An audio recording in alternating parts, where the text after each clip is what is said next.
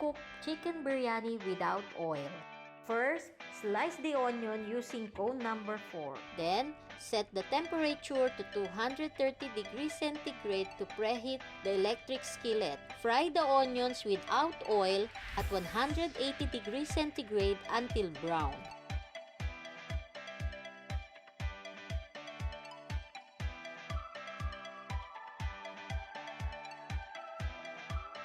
Transfer onion in a bowl and set aside.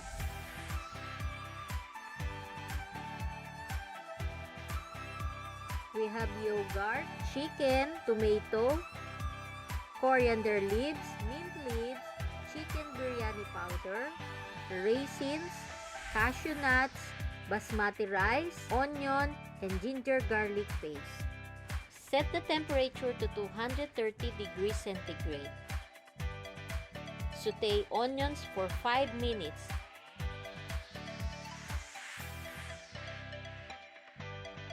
Then add the chicken, covered lid.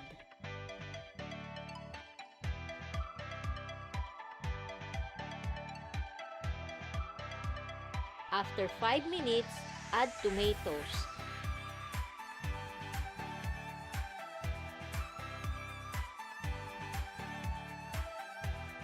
Ginger garlic paste,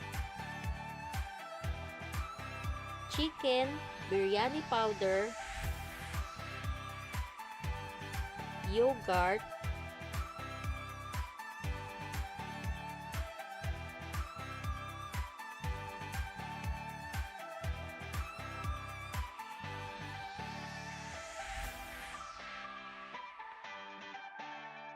coriander, and mint leaves.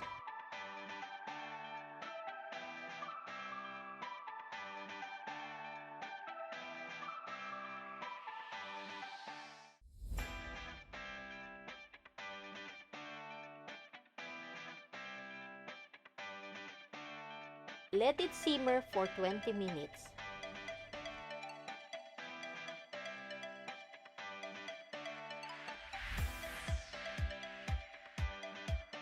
Add rice and then 2 cups of water.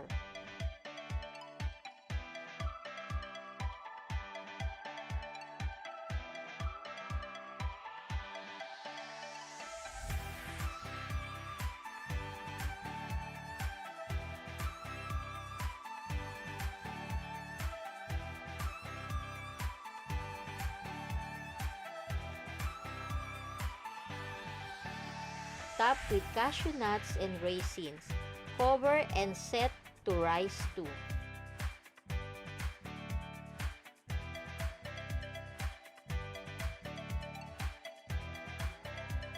We will now prepare the raita. Grate 1 cucumber using cone number 1. And then mix it with yogurt. Raita is served as a side dish to help cool the heat of a spicy Indian food. It's done!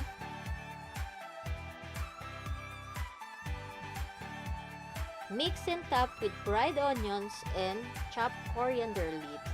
Our chicken biryani is now ready to serve.